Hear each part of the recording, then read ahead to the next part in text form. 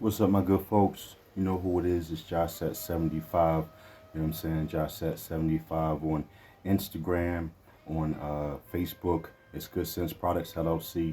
And on TikTok, it's Jahset75. Or you can also search for Good Sense Products LLC.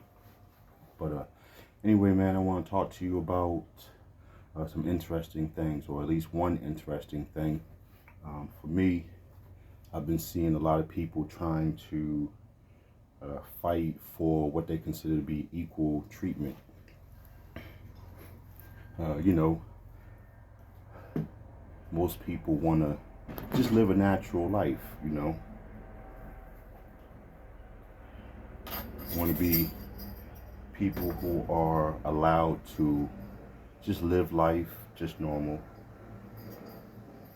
And sometimes when we, see things that are wrong, naturally we want to speak out about it. Now, most of the time it's when it's been injustice to us. There's some people in this world who definitely will speak out about injustice, period, even if they're not directly impacted by it. But for the most of us, it's only really when we're impacted by it that we feel obligated to say something, compelled to say something. Unfortunately, what I've come to realize is that when we do this, what we're really doing is we're really fighting from within the system. Let me give you an example. If you're playing a video game that says Grand Theft Auto, and you come across a computer controlled player, one that's not controlled by somebody like you or me, and that computer controlled player is malfunctioning, as far as you can tell. And that's important, is your perception that it's malfunctioning. But let's say it's, a part of the game, the player is meant to kind of block your entrance to the next level. It's working as a guard, so to speak, but on the behalf of the game. It's built into the system. It's a part of the system. And so now this part of the system, this computer game, so to speak, let's say it's virtual reality too. So, you got the goggles on and everything. And now you're looking at this computer control player that's malfunctioning. And let's say you looked at all the rules. So you know that the computer control player can go left if you go left.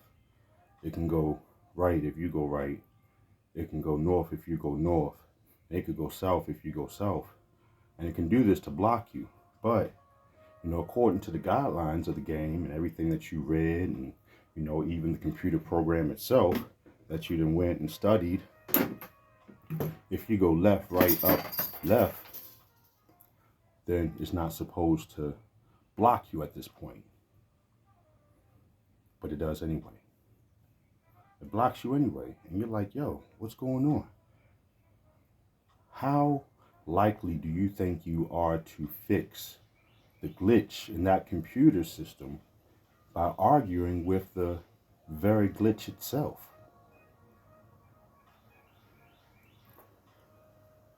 If you're arguing with the with the part of the computer program that's broken,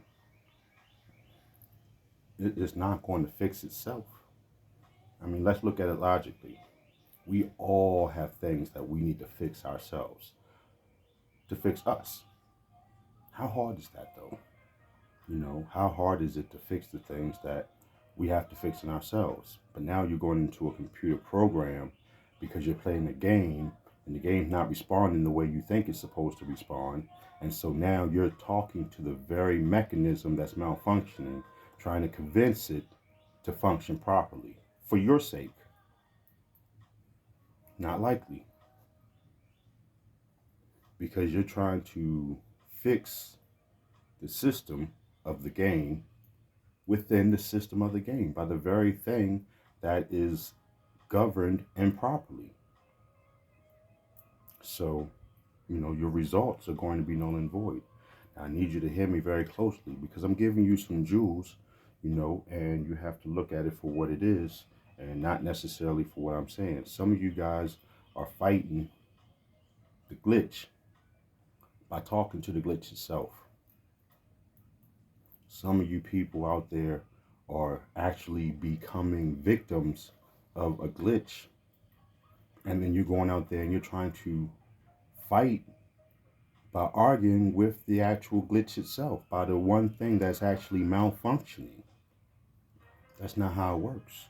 That's not how you fix a malfunction. Let me put it to another way. Let's say you have a car. It's your car, though, right? You got your car souped up. You let your best friend get you hooked up with a place that's going to hook your car up. It's going to do all these magnificent things, right? It's going to go faster. The fuel injection is going to be, tight. Everything is going to be smooth. And your car is going to do this special thing. It's going to stop at a dime, and it can go from, 0 to 1,000 miles an hour in 5 seconds. Just in case you need that function. But what it has to do is they have to make a little narrower, pipeline where the fuel goes through. They have to make it tighter.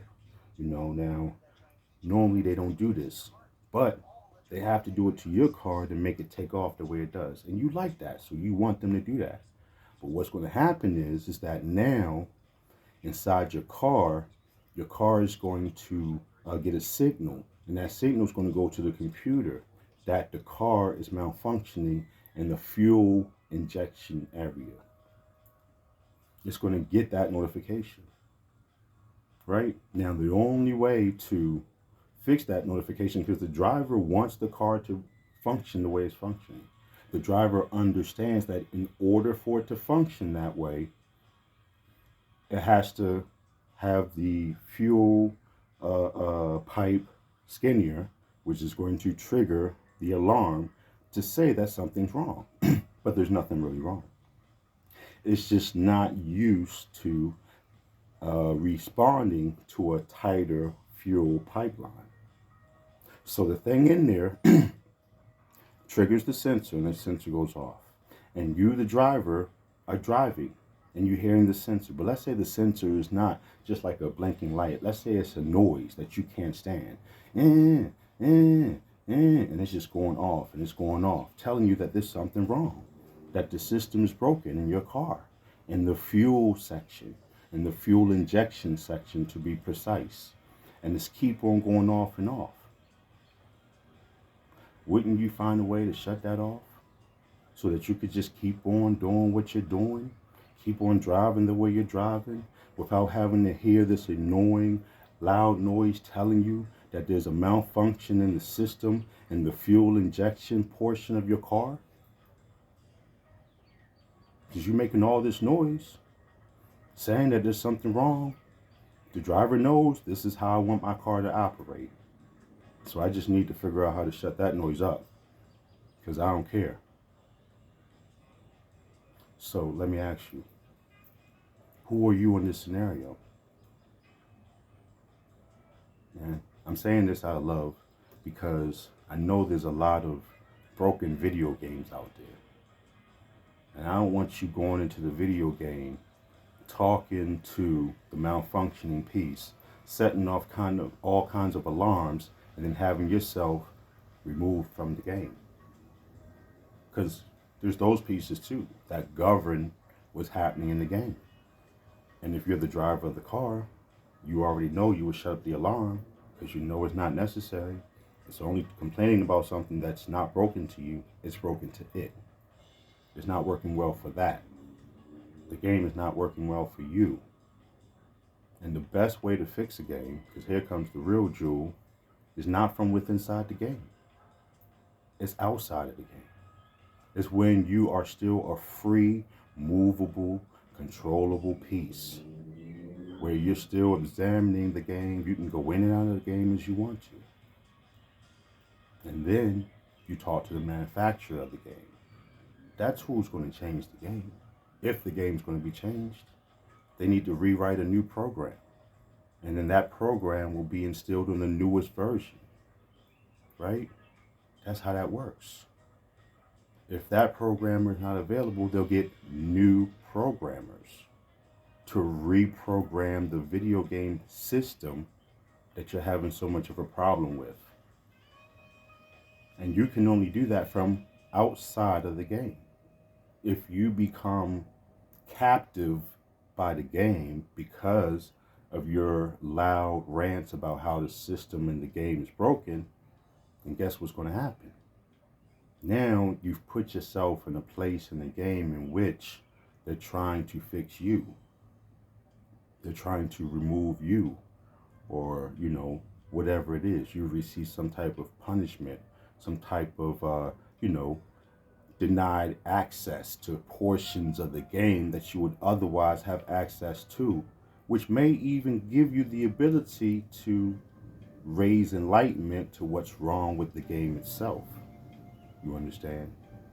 And so by doing that, now, not only do you not bang your head up against the wall trying to argue with a malfunctioning computer controlled player about why it's malfunctioning and all the codes that it's supposed to be following versus the ones that it's following on its own. It's going to conduct business as normal. But if you work from outside of the system, where you're not a captive of the system, therefore, you're not arguing for the fairness of yourself, but for the fairness of the system itself. You're not putting yourself in a position where now you're being told no, because you will not have access to the rest of this game, because you're a threat to the system. And now you're inside of the system trying to get your way out by telling the system, video game and all, that it's broken. I can't imagine being stuck in the system of a broken video game. It's much easier to fix a video game from the outside than the inside. That's what I'm trying to tell you. Amongst other things. So I hope you was able to follow everything that I said. I hope it wasn't too deep. I'm just offering my perspective on how to fix video game systems. So keep on playing joyfully, and I hope this helps you in your conquest to continue to be a free player. Peace.